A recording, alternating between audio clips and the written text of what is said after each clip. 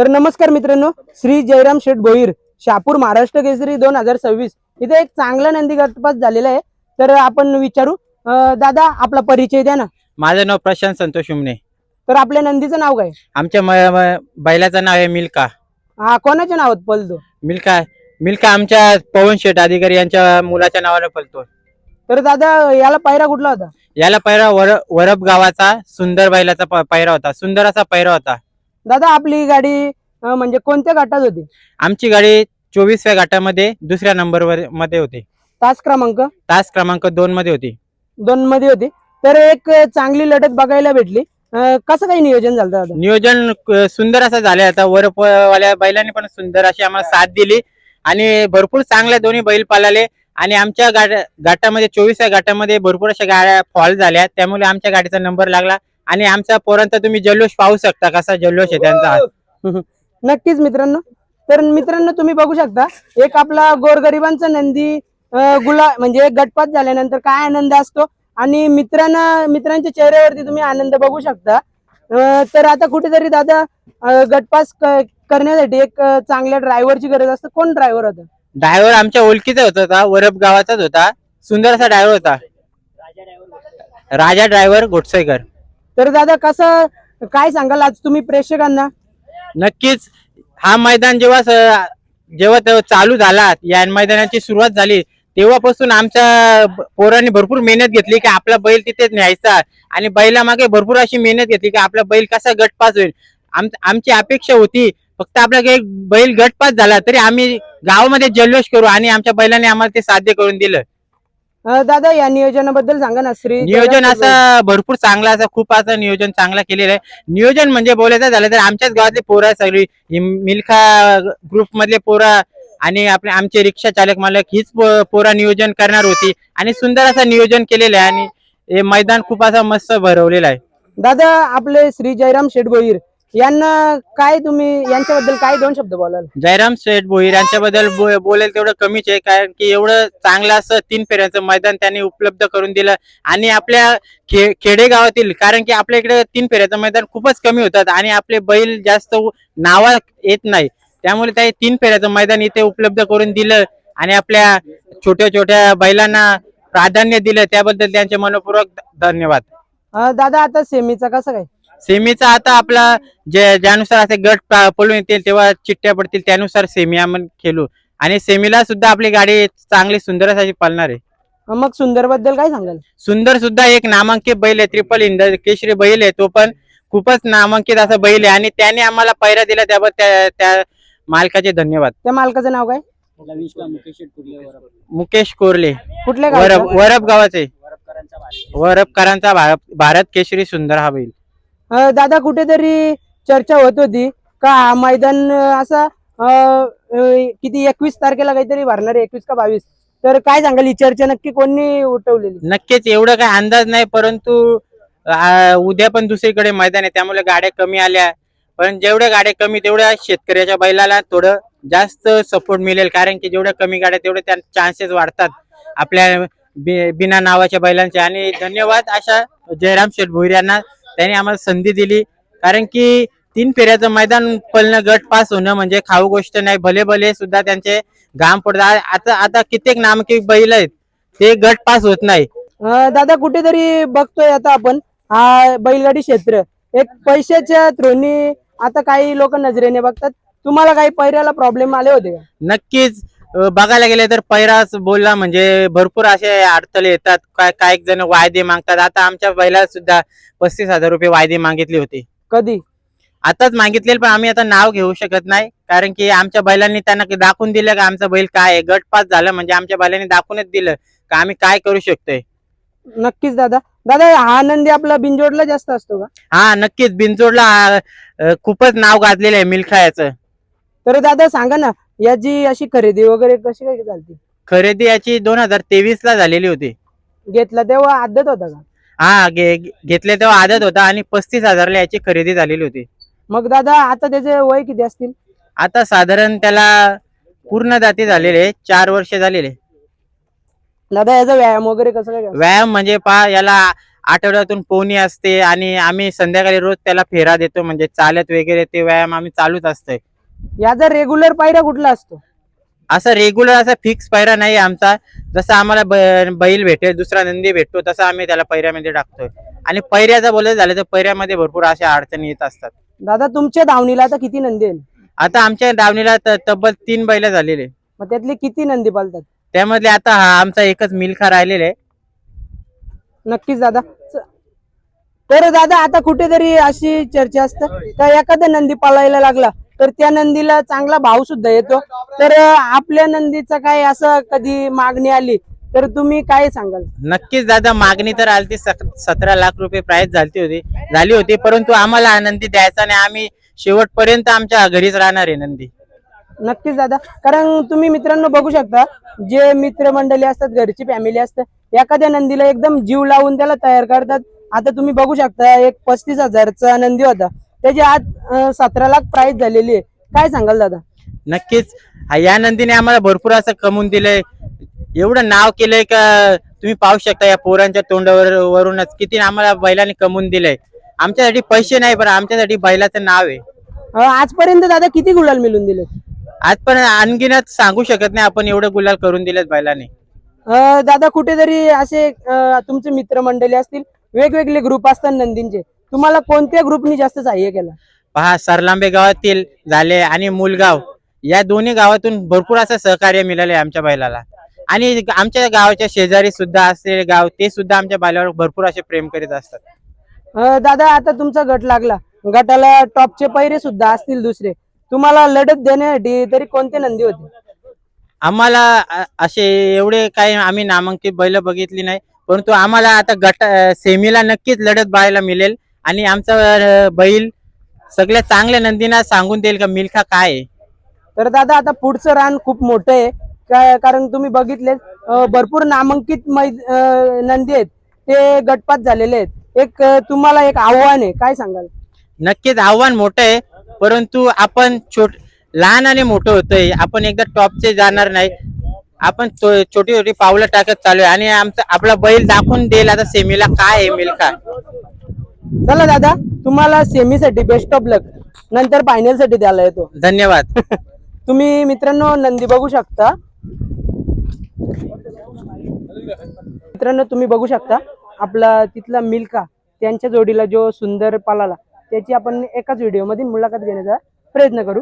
तर दादा आपला परिचय सांगा ना. माझं नाव वेदांत भोईरे, मी वरपचा आहे आणि हा पर्लाट ड्रायव्हर आहे. हा पण वरपचाच आहे आणि आमची गाडी आज पलवली ती म्हणजे राजा ड्रायव्हर घोटसेकरनी. राजा ड्रायव्हर घोटसेकर चांगली गाडी हाकलतो तो पण, आणि पर्लाटदा पण चांगली गाडी हाकलतो. आणि आम्हाला आज लय दिवसातनं गटपातचा हे भेटला आम्हाला जरा. काय सांगाल आजच्या आनंदाबद्दल? आनंद तर खूपच आहे आणि पोरं पण खुश आहेत. आम्हाला कसं आहे, बैल वरती घाटावर पालायचा ना, तेव्हा आम्हाला पैरे चांगले घाटावरती 1 नंबर मध्ये पैरे भेटायचे. पण मुंबईमध्ये बैल आला ना बिनजोडला, तर पैरे नाही भेटत पाहिजे तसे. त्या दिवशी बाईट मध्ये आकाश दादा पण बोललेला का शेठ लोकांमध्ये पैरा होतो, गरीबाचा बैल किती पण पालाला तरी बांधूनच राहतो. तशीच आमचं हे बैल पळून सुद्धा आम्हाला पैरे नाही भेटत पाहिजे तसे. मग काय आकाश दादा बोलला त्याच्या हिशोबात एकदम त्यांचा शब्द खराचे, गरीबाचा बैल पळून पण बांधून राहतो. तुमच्याकडनं सुद्धा काय वायदी वगैरे?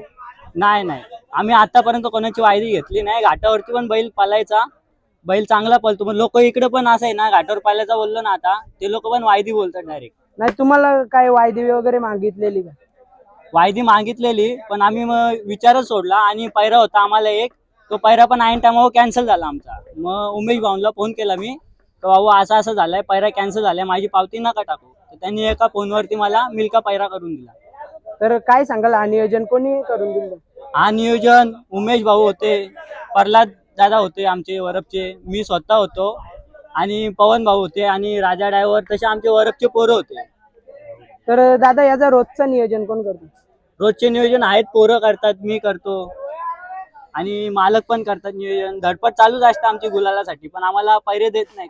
मुंबईमध्ये बैल पळून पण पैरे देत नाही. किती वेळेला दादा हिंद केसरी झाली?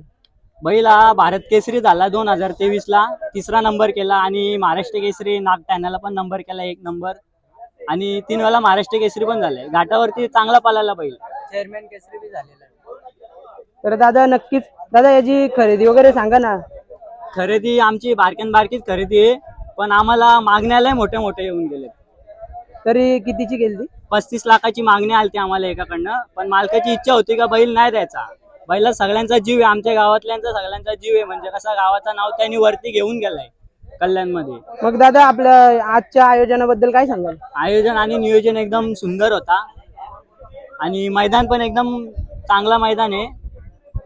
तरी दादा आता तुम्ही बघा ना, श्री जयराम शेटभोईर यांनी पहिलेच पर्व एक चांगला मैदान ठेवलेलं आहे, तरी कुठेतरी त्यांना असं कुठेतरी चर्चा होती का नियोजन चुकलंय, गाड्या तिकडे जायला पाहिलं, त्या गाड्या अडवायला जागा नाही. नियोजन चांगलं आहे त्यांचा आणि सगळं बरोबर आहे.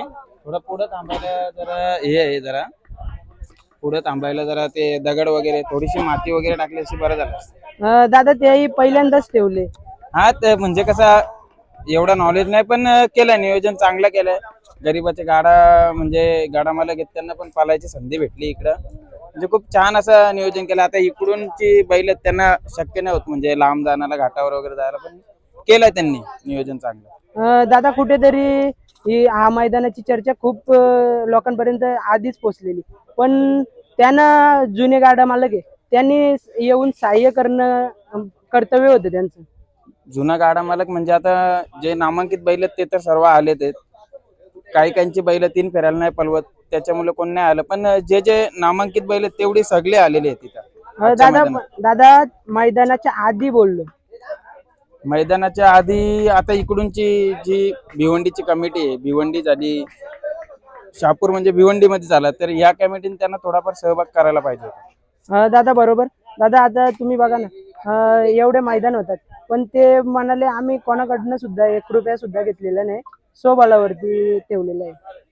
त्यांचं मन मोठं आहे, त्यांनी कोणत्या म्हणजे पैशाचा न विचार करताना मैदान ठेवलेलं आहे आणि मैदानाचं आयोजन नियोजन एकदम खूप छान असं आहे. पहिलाच पर्व आहे, ते दुसऱ्या टायमाला खूप असं छान करतील. आज दादा मैदान होतंय, काय कमिटी बद्दल अजूनपर्यंत काही तक्रार आलेली आहे का? अन्याय वगैरे कोणावरती झाला? काय असं तर काय झालं नाही. आमचा पण निकाल थोडा पेंडिंग होता.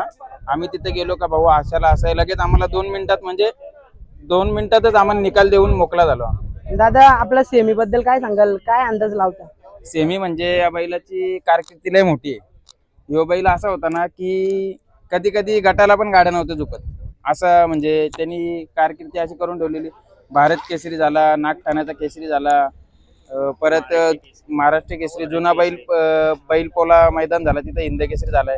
म्हणजे याची कारकिर्दी लय मोठी आहे. आता आपल्याला 6 महिन्यासाठी फक्त जेव्हा पळत होता ना, फक्त 3 महिन्याचे 11 लाख रुपये कराराचे देत होते, पण एक मालकाचा मोठा मन का मालकाने नाही दिला, बोलता माझ्याच नावात परत शेवटपर्यंत. नक्कीच दादा. दादा आपण आता 2 शब्द ड्रायव्हरशी बोलूया. मित्रांनो तुम्ही बघू शकता आपला गोडसईचा आपला मित्र आहे, तर दादा आपला प्रेक्षकांना परिचय सांगा ना. ह्या बैलाचा या आहे ना, तुझा परिचय सांग भाऊ. माझं नाव राजा ड्रायव्हर घोटसेकर, मला रणमशी म्हणून ओळखतात. पण काही दिवस असा मी येत नव्हतो अड्ड्यात, काही लोक मला शिवा द्यायची, कमेंट करायची, तू संपला, मी गाणी काढला, त्यावर टीका करायला लागली लोक, तू गाणी काढला या असा, तू संपला, त्या लोक या आजूबाजू सगळी घरचीच बाजूची सर यो असा आहे तो तसा आहे टीका करायची. मी नाही लक्ष देत, इकून ऐकायचा तिकून सोडून द्यायचा. आपलं आहे ना, आपण शून्यातून कसं वरायची मला ते बघायची बस, बाकी तू नाही. हा बैलाचा असा आहे, मी ओळखत पण नव्हतो यांना, कोणाला ओळखत नव्हतो. माझा मित्र होता काय सुंदर चेतन, त्यांचा बैल सुंदर, तेव्हा मी या बैलाचा फॅन होतो बारीकपणी. बैल जिथून आणते तिथून मी यांचे बोल, यांचे माझे आत्ता ओळख झाली. त्या बैला माझा डीपीला फोटो असा जा, ह्या बैला इथं तिथून फॅन होतो बैला मी. एक फक्त तिचा मान भारतीचा मी या व्हिडिओ पण बघली. मी फक्त एक भावाला सांगलं माझ्या छोट्या वाला, बोलू मला याला एकदा हाकलायचे फक्त. बोलू माझी इच्छा पुरी आली, हाकला मी बिंजोरला 2-3 गुलाल गेला, लास्ट गट पास केला. मला यावर आनंद आहे ना, लय आनंद आहे, एवढं सर्व यांना आनंद आहे. नक्कीच. कुठेतरी मित्रांनो तुम्ही बघू शकता एक ड्रायव्हरची सुद्धा इच्छा असते. एक इच्छा म्हणजे ड्रायव्हरांनाच माहिती असतं. लोक खूप टीका म्हणजे आता तो भाऊ गाडी हाकलतो त्यालाच माहिती किती म्हणजे लावून गाडी आणायला लागते. आज गाडी हाकल त्यांच्या डोल्यावर पण मार लागला, खूप म्हणजे असं वाईट वाटतं.